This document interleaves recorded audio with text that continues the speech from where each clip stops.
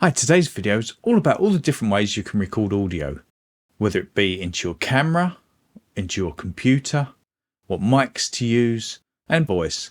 This is good for, say, YouTube, for maybe corporate gigs or social media. So I have a few different mics here. I have the Rode NT1, as you can see here. This is a condenser mic, and it's also one of my favorite mics to use. It's not too expensive, and it's got a very good sound to it. The next one I'm going to look at is the Deity M4 Mini. That's actually on my camera right now. So this is picking up sounds from the camera. The camera is quite far away from me, so that might make a difference in how the sound sounds or how my voice sounds and any background noise. I'm also using right here, right next to my mouth, is a Bluetooth lav mic. It is the Hollyland Lark M1. It's a pretty cheap one, but it's had good reviews, so I thought I'd pick it up and just see what it's like for those times when I'm not necessarily recording inside, or I'm doing something else and I need to have my hands free and I'm going to need to move around, so I can move from here or I can move to here. Either way, I get a straight recording. This is actually on my Sony ZV-1, which you can see now, and that's going straight into that. So these are the different types of mics I'm going to be using to demonstrate. I'm going to talk a little bit about different types of mics. For example, the Rode NT1 I'm using here is a condenser mic. A condenser mic is powered. This one is 48 volts phantom power. It's going into a Focusrite 2i4. This actually has phantom power built into it. Be powered, go into the preamp and then into the computer. I'm using a Mac using Logic for this, but anything could do. For years I used Cubase on the PC. So the way condenser mics are, you're going to get more of the sound of the room. It's going to pick up everything, so you don't actually have to have it pushed up on the audio interface. This means you're not pushing the mic preamps, which means you're keeping the noise floor lower, so you're not getting that background noise. But you're going to pick up more of the room sound and any ambient sound outside or in the room and so on. So that can make a difference to your noise floor as well. The Lark, I think this one is probably a condenser mic. It's powered, you can see that, but that might be just for the Bluetooth. Because it's so close to my mouth as well, I think it is a condenser. I can't say for sure, I'll have to do some research. Because this is so close, it's going to pick up more of a localized sound and less background noise anyway. But it does depend on the quality of the preamps in the camera. It all makes a big difference. It can get very complicated, but I'm going to try and keep this video very simple. This is what this sounds like. Now this is on top of the camera. This is the Deity M4. Deity M4 is quite a cheap mic. It's like the Rode video mic. It's a little dynamic mic that doesn't need any power at all. You can plug it straight into the camera and it's a pretty good sound. Though I do recommend it's actually closer than this one is now. This one is a little bit further away. I'll give some better shots in a minute, but this is just an idea of how far that is away from me now. It doesn't matter so much on the Sony ZV-1 how far away it is, because this is a Bluetooth mic preamp and it's going to pick me up the same wherever I am. Another good thing with the Deity, it has a input into it, so you can actually run mics off that and run them in stereo, which is very handy. For example, I could use the Lark, put that on top of my camera as a mic here on a subject such as myself, and then I can run that as well. So you're going to have better audio than the inbuilt mics in the camera. You're going to have that on top of the camera as a backup, and this is the main one. So if anything does go wrong with the audio here, which it definitely can, it has happened to me, you can actually run both. I thought about doing it, but I thought it'd be more fun to have two camera angles. The Rode here, which you can have actually going directly into a computer, or if it's not into a computer, it could be on a recorder such as Zoom or something like that. There's different recorders you can use. You don't necessarily have to record into a computer, but seeing I edit on a computer, I might as well record in it as well. So the difference between dynamic and condenser mics. So as I said, the Rode NT1 is a condenser mic, but you'll see a lot of YouTubers and bloggers using the Shure SM57B. This is a classic mic for using for video or podcasts, that kind of thing. That is a dynamic mic. A dynamic mic needs a good mic preamp to push louder, and it needs to be closer to your mouth. Otherwise, you're going to have to really push it up high, and then you're going to get a lot more background noise and hiss. Where with a condenser mic, you don't need to push it up that much because it's actually powered, but you get a different kind of sound to it as well. It just depends what you prefer. Condenser mics are much more sensitive. They have a wider dynamic range. They have a wider frequency response as well, generally anyway. They're great for picking up subtle noise, and they're excellent in studio environments. If you've got an untreated room, you're going to get a lot of echo and reverb bouncing around the walls. This isn't really a treated room, but there's so much junk in here, such as the guitars on the wall. It's carpeted. There's books. There's other bits all around this room. That deadens the sound quite a bit. And it's a small room. If you've got a large room with not much in it, you're going to get a lot of reverb and noise bouncing around the room, and that will affect the sound somewhat. Where if you use a dynamic mic, that's going to be much closer to your mouth, and you're not going to pick up that noise in the background. Where something like this will be a little bit, where the one on my camera is going to pick up a lot of noise in the background.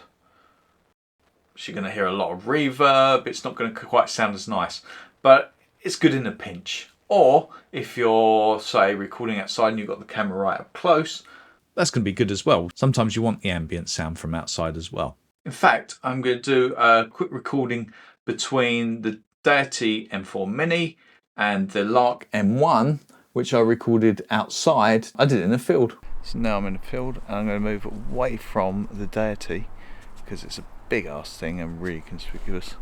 And I'm going to move to the less conspicuous Hollyland wireless mic. There you go.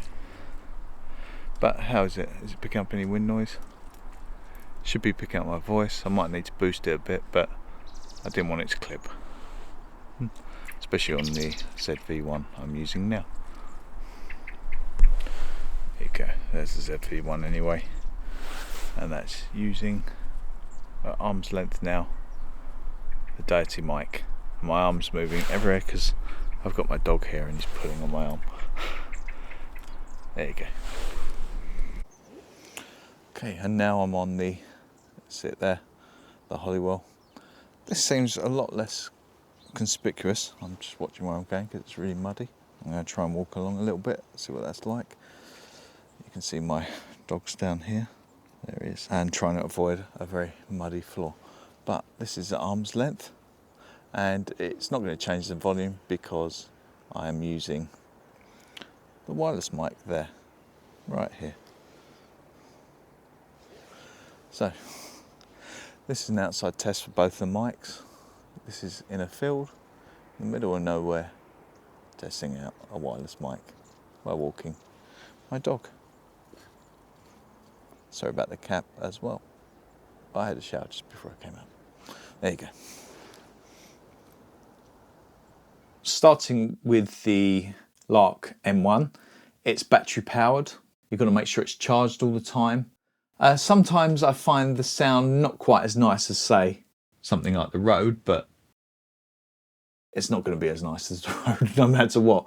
It's quite a cheap mic. I think it's cost me about £120. It's a little bit of a hassle setup, but it's nice. When you're walking around, you can put a slight wind muff on it. Worth the money.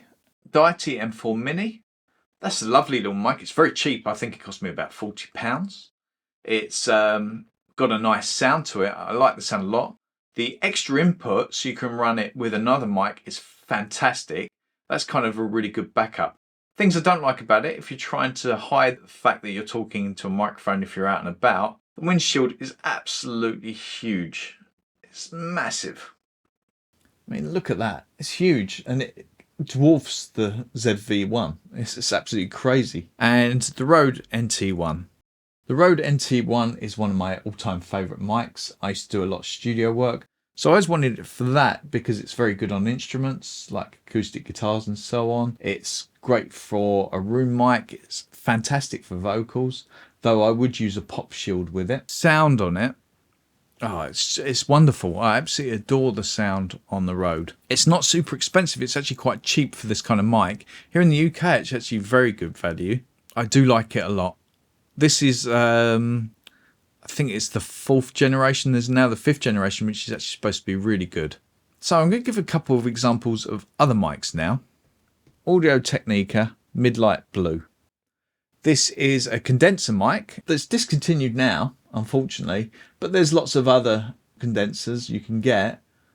But this one actually has a battery built in, so you don't need to add the phantom power, though it can run off phantom power as well. So I'm going to unplug the Rode now, and I'm going to plug this one in and give you an example of what it sounds like. So this is now with the phantom power on.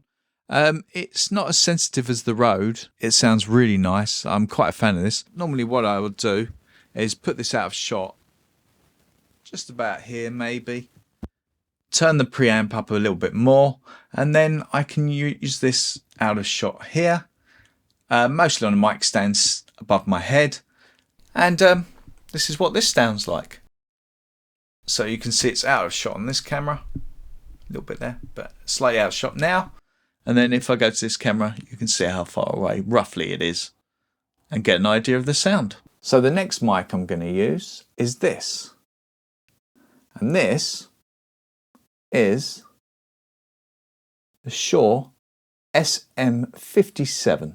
The SM57 is a very famous microphone, mostly used for instruments. As it has a high range, you can use it on anything from guitar amps to drums. It's very, very well built, and it can be used on voice as well.